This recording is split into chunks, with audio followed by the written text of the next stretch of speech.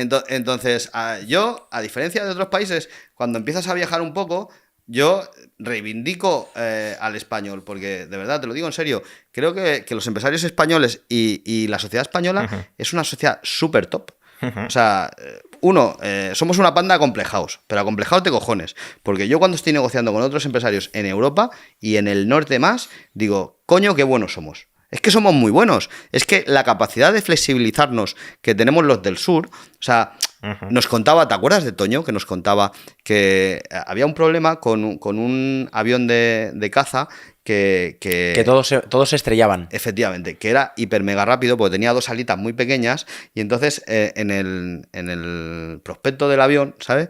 Ponía, tú tienes que despegar esto a no sé cuántos nudos con esta inclinación y tal. Y los alemanes se mataban todos porque lo hacían así y si le veían una ráfaga de viento, pues acababan matándose. Entonces el español que no se había leído ni el puto prospecto, ¿sabes? Decía, tira, primo, ¿sabes? Entonces si le venía una rafaguita, ¡pum!, hacía así, ¿sabes? Y no se mataban, pero los del norte son muy poco flexibles. Para algunas cosas son muy buenos, pero para algunas cosas son muy malos. Entonces, yo reivindico el empresario español y la sociedad española porque, coño, es que somos currantes, tío. Es que hemos demostrado durante muchos años, el problema es que tenemos yo creo que tenemos malos hábitos, pero yo creo que tenemos una sociedad muy avanzada, más o menos jurídicamente, en lo que nos dejan, pues fiable, y los empresarios son muy buenos. Deberíamos ser la polla, ¿sabes?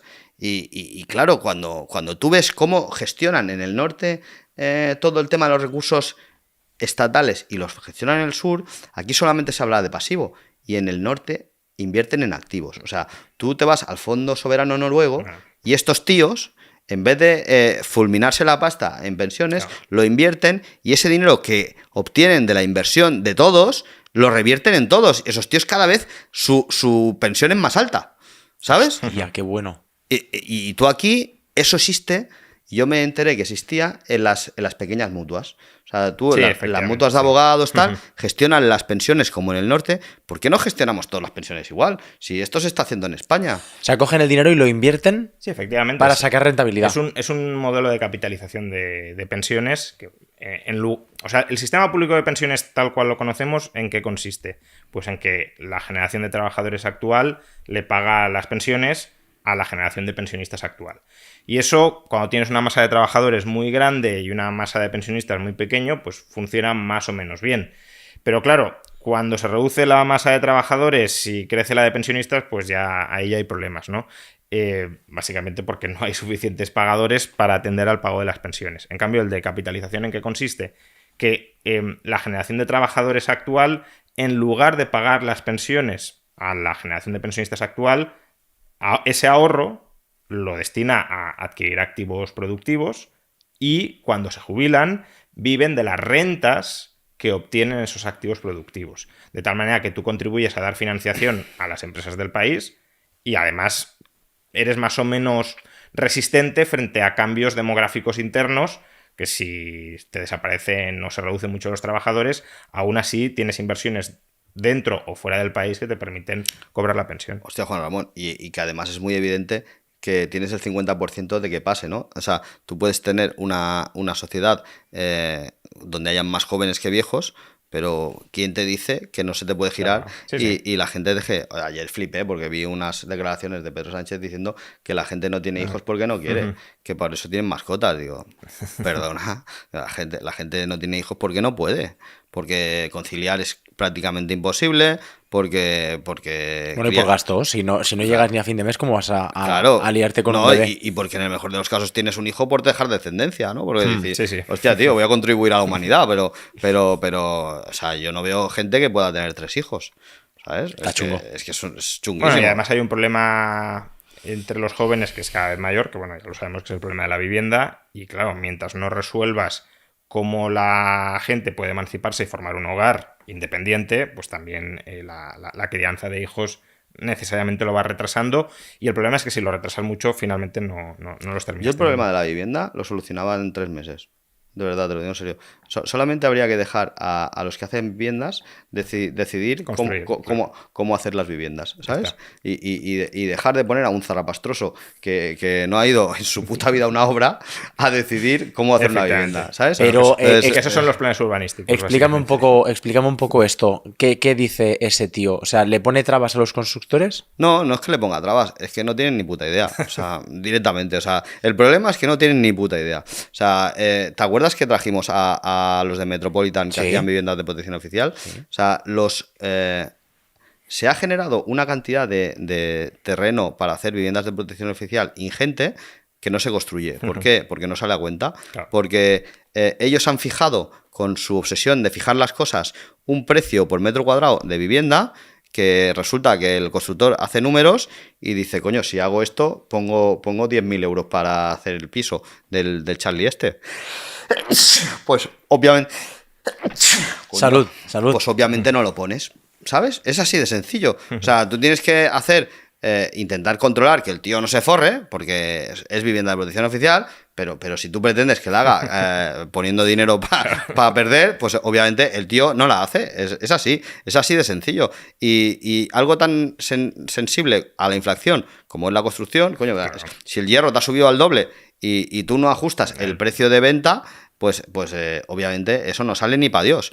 Entonces, pues obviamente no hay constructores que construyan esos terrenos, por muchos terrenos que hayan, ¿sabes? Por otro lado, hay que hacer un producto completo, es lo que le decíamos el otro día al agricultor. No vale con plantar zanahorias y dejarlas en la puerta de tu almacén para que venga a Mercadona a buscártelas y las envase y tal. O sea, tú tienes que entregarle a Mercadona la zanahoria limpia, La embolsada bolsita ya y hecha. el producto final, ¿no? Entonces tú tienes que hacer que si vas a hacer protección oficial, hagas una licitación del suelo, pero ese suelo venga con financiación, para que el constructor que vaya no tenga que estar estrujándose el cerebro, ¿sabes? Porque al final a ti te interesa como Estado que tu gente pueda vivir bien. Y después no graves el impuesto, no le metas el 10% a eso. Si total no se venden. ¿Qué más te da? ¿Sabes? Si ya no lo estás recogiendo, pues como que no lo estás recogiendo, pues no lo grabes, pavo. Y como mínimo deja que la gente viva bien. Porque si tenemos constructores, tenemos suelo y tenemos profesionales. O sea, darías empleo, generarías riqueza, que además pagaría impuestos. Y encima la gente viviría mejor. ¿Cuál es el problema? ¿Dónde está el problema? Es que no lo acabo de entender, de verdad. Eso para la vivienda de protección oficial, que luego toda la vivienda privada que se podría desarrollar si no le pusieran trabas a la edificabilidad y normas absurdas, pues imagínate. Sin duda, pero que al final la vivienda de protección oficial debería estar más protegida, porque yo creo que la proporción está que hagan una parte de protección oficial con vivienda privada me parece bien, me parece correcto. O sea, yo creo que es tu aportación como constructor o como desarrollador de terreno.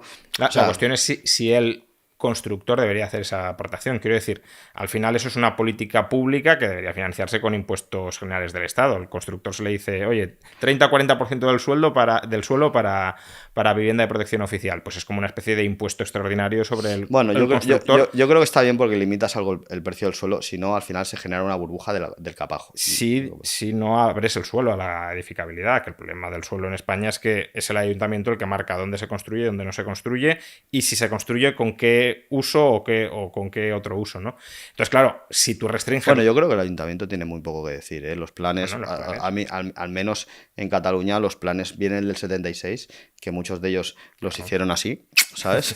y no tienen ningún sentido, porque, por ejemplo, en este pueblo, que es Tiana, este es un pueblo que se ha convertido en un pueblo dormitorio, porque no tiene industria, no puedes trabajar, no tiene ningún sentido. El plan especial de Tiana es una puta mierda, pinchan un palo, o sea, no tiene más. Y alguien debería darse cuenta de que la gente quiere vivir y por un tema de ecologismo no trabajar a 50 kilómetros. Claro. Si nos podemos permitir trabajar en nuestro pueblo, no nos gusta desplazarnos 3 horas porque generas contaminación, Sí.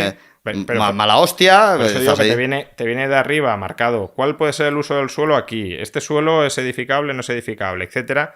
Y al final es el ayuntamiento, no necesariamente la corporación actual, sino la estructura municipal la que de alguna manera planifica cómo ha de ser la forma de esa localidad, de ese municipio o de esa ciudad.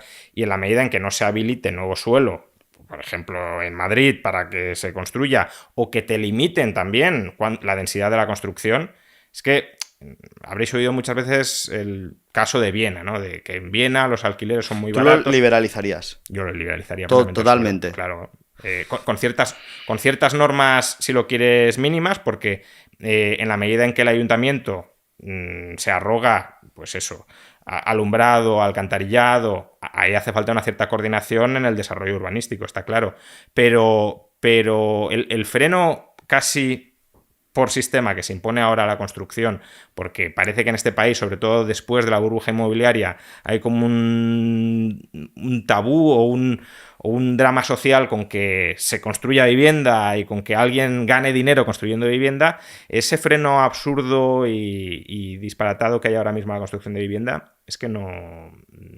Vamos, está en la causa de la crisis de vivienda. Yo creo que es evidente que faltan viviendas, que hay más demandantes de vivienda. Cada año se crean más hogares que se construyen viviendas. Es que con un desequilibrio así... ¿Cómo se crean más hogares que se construyen viviendas? Bueno, hay más gente que se quiere independizar. Exacto. Que no viviendas se construyen. Claro. Hay más gente que necesita casa. Efectivamente. Vale. Entonces eso genera una burbuja en el precio de la vivienda. Claro. O sea, hay pocas viviendas para la gente que las... Y no digamos ya durante los próximos años, porque estábamos hablando antes del tema de las pensiones, que hay un problema demográfico muy serio. ¿Cómo pretende el gobierno solventar el problema de las pensiones?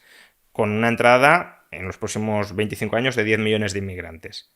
Claro, si van a entrar 10 millones de inmigrantes en España, en algún sitio tendrán que vivir.